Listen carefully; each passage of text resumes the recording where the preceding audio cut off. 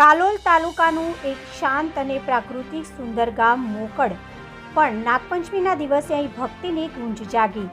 નાગેશ્વરી માતાના મંદિરના દ્વાર આજે વહેલી સવારે જ ખુલી ગયા અને માઈના ભક્તોએ માતાજીના દર્શન માટે દોડ ધરી। માતાના શણગાર, મંદિરની આરતી અને ભક્તોની શ્રદ્ધા જોઈને લાગતું હતું કે અહીંયા નમ્રતા અને ભક્તિનું સાક્ષાત્કાર થઈ રહ્યું છે। સ્થાનિક યુવકો, મહિલાઓ અને વૃદ્ધો સૌએ આ કાર્યક્રમને સફળ બનાવવામાં યોગદાન આપ્યું। પ્રસાદ, ભંડારો, પાણી અને વ્યવસ્થાનું ઉદ્દીપક આયોજન થયું। આવો ભક્તિસભર મેળો માનવ જીવનમાં સંસ્કૃતિ અને શ્રદ્ધાનું મહત્વ યાદ અપાવે છે। Reporter Kishansinh Chauhan, BN news Gujarati, Panchmahal.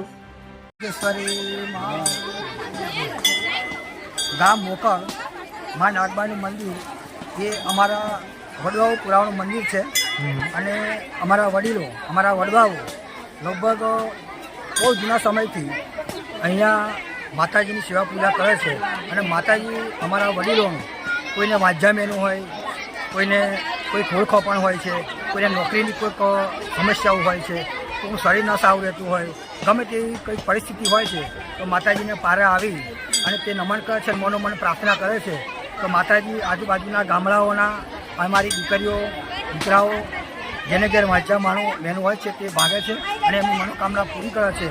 અને દર રવિવારે, મંગળવારે અને ચૈતર માસની અંદર લગભગ એક દિવસના વધારે 4-5 માતાજીની વાડીઓ આવે છે અને માતાજી બધાની મનોકામના પૂર્ણ કરે છે। છેક ભારત પાકિસ્તાનની બોર્ડર ઉપર રહેલા જે અમારા આર્મી, BSF, CRPF એ પણ માતાજીને યાદ કરી અને ગમે ત્યાં સંકટમાં હોય છે માતાજીને બચાવે છે અને એમની એક સંરક્ષણ કરે છે। એવું અમારા વડીલોનું અને અત્યારે અમારી પેઢી વ્યક્તિગત ચાલતું આવ્યું છે।